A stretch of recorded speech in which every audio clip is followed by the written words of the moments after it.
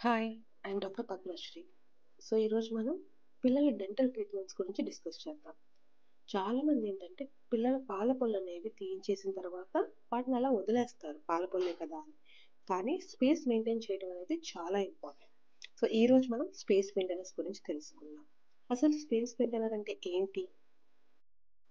పాల పళ్ళు ముందుగా ఊడిపోవటం వల్ల ఆ స్పేస్ అనేది ఏమవుతుందంటే జనరల్‌గా క్లోజ్ అయిపోతుంది. పర్మనెంట్ టీత్ రావటానికి ఆ గ్యాప్ సరిపోకుండా ఉంటే అవి కరెక్ట్‌గా పొజిషన్‌లోకి రావు.